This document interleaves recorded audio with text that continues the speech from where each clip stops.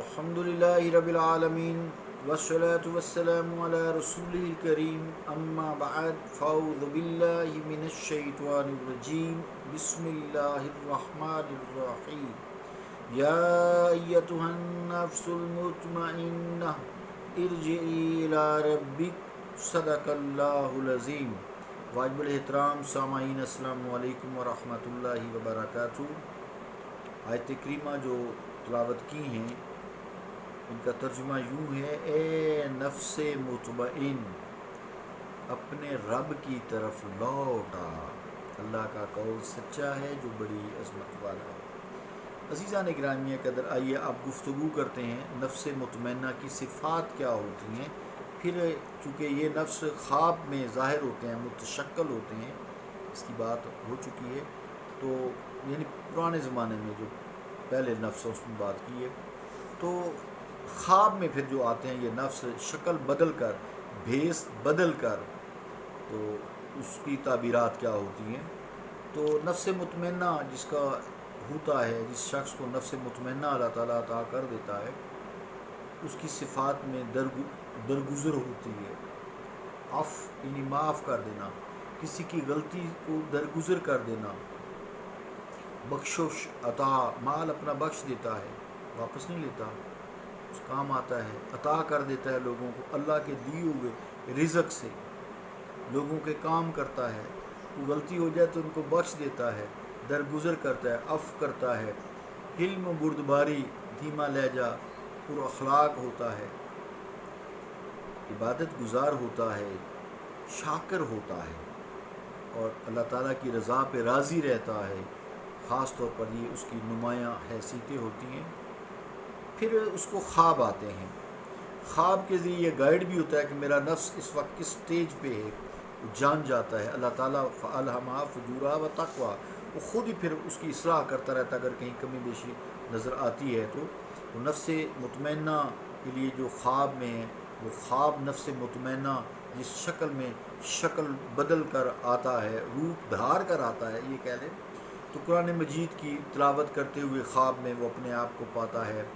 انبیاء کی زیارت ہو سکتی ہے، خانہ کعبہ کی، مسجد نبوی صلی اللہ علیہ وآلہ وسلم کی زیارت ہو سکتی ہے، مدینہ طیبہ، مدینہ کی گلیوں کی زیارت ہو سکتی ہے، بیت المقدس کی زیارت ہو سکتی ہے. کسی بادشاہ، قاضی، عالم دین فروش نہیں، عالم،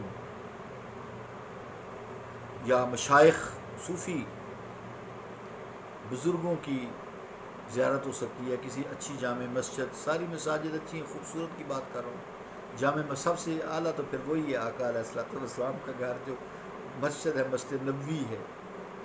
تو جامع مسجد نظر آ سکتی ہے، مدرسہ ہے، سارے لوگوں سے ملاقات خواب میں ہو سکتی ہے. مکان ان کے نظر آ سکتے ہیں، ان کے گھر میں، قیام گاہ میں ان سے ملاقات، زیارت ہو سکتی ہے. تو یعنی دیگر مقامات جتنے بھی ہمیں ہیں وہ ان کی زیارت خواب میں کر سکتا ہے. مزید پھر تیر کمان، بہادر ہوتا ہے نا، تلوار، خنجر، نیزہ، بندوق وغیرہ، یا کتابیں، دینی کتابیں، اچھی کتابیں وغیرہ بھی اس کو خواب میں نظر آتی ہیں. تو یہ جب وہ دیکھے تو سمجھے کہ اس کا جو نفس ہے، نفس مطمئنہ میں داخل ہے. اب ان کی تعبیرات کیا ہوتی ہیں؟ یعنی قرآن مجید کا خواب میں اگر وہ دیکھتا ہے تو یہ صفائی قلب، یعنی دل کی صفائی پر دلالت کرتا ہے. قرآن مجید حق باتوں کو الگ الگ کرتا ہے نا، اور اسے کیا چاہیے کہ وہ قرآن مجید خواب میں پڑھے یا دیکھے، زیارت کرے اس کی. تو کبھی ایسا بھی ہوتا ہے کہ وہ جو صورت پہلے پڑھ رہا تھا، سوتے سوتے آنکھ لگ گئی، وہی صورت خواب میں بھی وہ پڑھ رہا ہوتا ہے، جاگتا ہے تو ادھر ہی ہوتا ہے. تو اس طرح کی بھی یعنی تلاوت قرآن مجید خواب میں کرتا ہے. تاہم علم تعبیر کے لیے جانا جا سکتا ہے کہ آئندہ کی خوشخبری کی بھی وہ جان جاتا ہے. اشارہ ہوتا ہے، وہ ہے نا، الا ان اولیاء اللہ لا خوف علیہم ولا هم یحزنون الذین آمنوا وکانوا یتقون لهم البشری فی الحیاۃ الدنیا وفی الآخرہ. اس کو دنیا اور آخرت کی خوشخبریاں خواب میں ملنی شروع ہو جاتی ہیں اس بندے کو جو نفس مطمئنہ کا حامل ہوتا ہے. تو ایمان، انبیاء کرام کی اگر وہ زیارت کرتا ہے تو ایمان پر یہ دلالت کرتے ہیں، اور اعمال کی حالت پر دلالت کرتے ہیں کہ اس کے اعمال نیک ہیں. انبیاء کہ متبع ہیں وہ حضور کریم علیہ الصلوۃ والسلام کا اطاعت گزار ہے، اللہ کا اطاعت گزار ہے، ان کی اتباع کرتا ہے، ہدایت بھی آتی ہے پھر.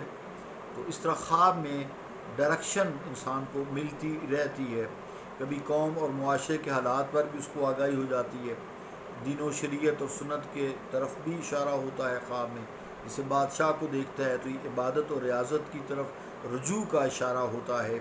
اولیاء اللہ میں سے وہ جو جب دیکھتا ہے عشاق الہی دیکھتا ہے، ان کی زیارت کرتا ہے، یہ ظاہر کرتا ہے کہ عبادت میں استقامت ہے اس کو، اور باطنی توجہ کی طرف اشارہ ہے. مشائخ کرام کی جب وہ زیارت کرتا ہے تو یہ نفس کی رہنمائی ہوتی ہے، چونکہ مشائخ میں انسان کو راہ ہدایت پر گامزن کرتے ہیں. پھر اگر وہ قاضی یا جج وغیرہ دیکھتا ہے تو یہ احکام، چونکہ وہ احکام الہی کے مطابق فیصلہ کرتے ہیں، تو اس لیے یہ احکام الہی کی چونکہ وہ پیروی کر رہا ہے، جج اور قاضی کو دیکھا تو اس کا مطلب وہ احکام الہی کا پیروکار ہے، وہ ٹھیک چل رہا ہے. یعنی نفس اس کو یہ گائیڈ کرتا ہے کہ وہ درست سمت جا رہا ہے یا غلط سمت جا رہا ہے، اور یا ٹھیک ہے، فٹ ہے، یہیں پہ رہے. خوشخبریاں آخرت کی بھی اور دنیا کی بھی اس کو مل جاتی ہیں، خواب میں اشارے مل جاتے ہیں. خانہ کعبہ مدینہ منورہ کی اگر وہ زیارت کرتا ہے تو اور دیکھیں کیا کمال ہے. تو بعض کا دل میں جو ہے وسوسات بھی پیدا ہو جاتے ہیں، لیکن اس شخص کو کوئی وسوسہ نہیں آتا. اگر وہ خانہ کعبہ یا مدینہ منورہ کی زیارت کرتا ہے تو دل میں پھر یہ نہیں ہوتا کہ یہ نہیں ہے، ایسے ہی نہیں ہے، نہ ایسے ویسے کوئی نہیں ہے، وہ زیارت ہی ہے. اسی طرح باقی سارا سمجھ لیں، انبیاء کی ہو یا قرآن مجید کی ہو یا نورانی مخلوق کی ہو، تو اس کی کیفیت کا اندازہ زیارت کی کیفیت سے پھر ہوتا ہے. جامع مسجد، مدرسہ، جھنڈا، تیر کمان، بندوق، اسلحہ وغیرہ جب دیکھتا ہے تو یہ حسب حال وسوسوں کی موجودگی پر دلالت کرتے ہیں. یعنی ابھی تیرے دل میں وسوسات ہیں، ان کو دور کر. تیرا تعلق ایسے لوگوں سے جو تیرے دل میں وسوسے ڈال دیتے ہیں، الذی یوسوس فی صدور الناس من الجنۃ والناس، تو پھر انسان اس سے بچتا ہے، اس کا ازالہ کرتا ہے. اس بات سے معلوم ہونا چاہیے ہمیں یہ وسوسات اور خطرات کبھی نفس کی جانب سے، کبھی شیطان کی جانب سے ہوتے ہیں، اور کبھی دل کی جانب سے ہوتے ہیں. انسان جو ہوا تو ہر صاحب مرتبہ کے لیے پھر الگ الگ ہوتے ہیں، اس کے حسب حال وارد ہوتے ہیں. ان کا پھر ازالہ بھی یقیناً حسب حال الگ الگ ہے، جدا جدا ہے. تو جدا جدا طریقوں سے اس کا ازالہ کیا جاتا ہے. وہ پھر اپنی اصلاح خوابوں میں جو اس کو نظر آتا ہے اس کے ذریعے کرتا رہتا ہے، یہاں تک کہ وہ نفس مطمئنہ پر مستقل طور پر فائز ہو جاتا ہے. تو عزیزان گرامی قدر، اب ایک اہم نقطہ کی وضاحت کروں گا، اس کے بعد نفس کا طریقہ میں آپ کو اس میں لکھا ہوا بھی ہے، میں بتا دوں گا ساتھ تھوڑا سا. تو پھر 40 دن کی اجازت چاہوں گا. صلی اللہ تعالیٰ علی رسول خیر خلق محمد وعلی آلہ وصحبہ اجمعین برحمتک یا رحمۃ اللہ.